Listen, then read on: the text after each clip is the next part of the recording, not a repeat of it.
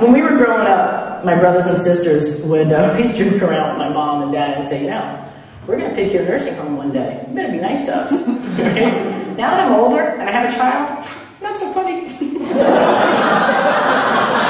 Actually, that's a little scary. When you have 2, 3, 4 kids, some people have 7, whatever, you know, it all comes down to a vote. Where are mom and dad going to go? Where are they going to live? And, you know, so if you got one kid remembers, you know, yeah, well, she didn't let us date until, like, we were much older, you know, and say, you know, Snake Pit Nursing Home, you know, get that rejected. But then one of them will say, come on, Dad gave us all down payment for our first car. Oh, okay, Sunrise Nursing Home. It's a little scary with me. I have one kid. I don't have anybody to help counteract her negative memories, you know, like maybe it's spinach, Snake Pit. Maybe take flute lessons, Snake Pit. Not about a date till I was 17, Snake Pit, Snake Pit, Snake Pit. Now my husband gets a kick out of this.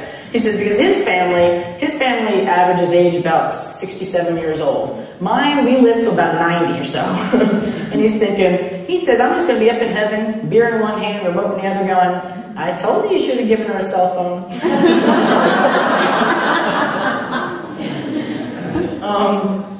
I always wondered how the generations before us had so many kids. They didn't have so many things like we have, the modern conveniences. Like, I'm one of 4. My mother is one of 7. My grandmother is one of 9, and my great-grandmother is one of 11.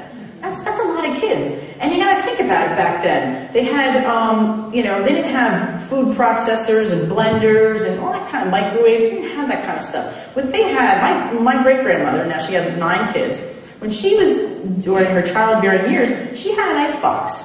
A little box with ice in it, okay? So, and then she had a hand-crank clothes washer. Right? And then she had a stove. She cooked on a wood-burning stove. And I'm thinking, how the heck does this happen? And then I figured it out. The dishwasher wasn't invented yet. Yeah, I mean, you're all looking at me like, hear me out on this one. This is a good one. So this is the way I figured it out. The modern-day dishwasher was invented about the late 50s. Most homes did not have them until about the 70s. And the 70s is when the population started to dip. So I took my little brain and said, oh, it's got to be that connection, right? So what happens is that, back then they had the big cast iron pots and in my family, the big sauce pots and all. So, you got my grandmother scraping all the, like my grandmother before, she looked like Play-Doh with a gobstopper on top, really looking good at 27. And she's scraping the pots and all that. So there's a lot of jiggling and all this wonderful stuff going on in the kitchen, right? So Grandpa comes in to get a glass of lemonade, takes a look at what's going on over at the sink over there, and next thing you know, they're going making number 7. Right? Nowadays, what happens? And it could be either one, husband or wife, I don't care, I'm not discriminating here. They walk in and they see this. And the dishwasher. And they're like, oh dear God, give me a beer, I need to go to watch the game. There's like no kids happening. I also thought one time about why people, as we get older, and I say we because I am in that category now, we get cranky as we get older.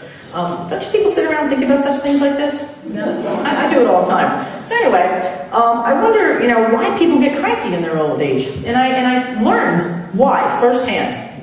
I happened to be at a local college. And when on the campus, I saw this, I guess the kid was about 24 years old, good looking, nice build, walking down the hall.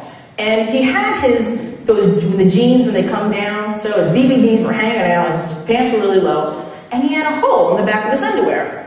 And I saw the butt cheek of a very good looking young man. And I felt nothing. Not only that, I'm thinking, does his mother know how he's dressed? That evening, as I ripped open a pint of Ben & Jerry's and stuck a spoon in it, I wrote to my congressman and I said, there should be a law that no one should be wearing their pants below their waist, because if I was not turned on by young butt cheeks, nobody should be. And you all laugh at this, but isn't that what happened with Elvis when he was filmed from the top up? Do you think the youngsters did that? No, it was the old people, the cranky old jealous people who didn't do that. How many people here have at least 2 generations born after them? So you have kids, you have grandkids. All right, good.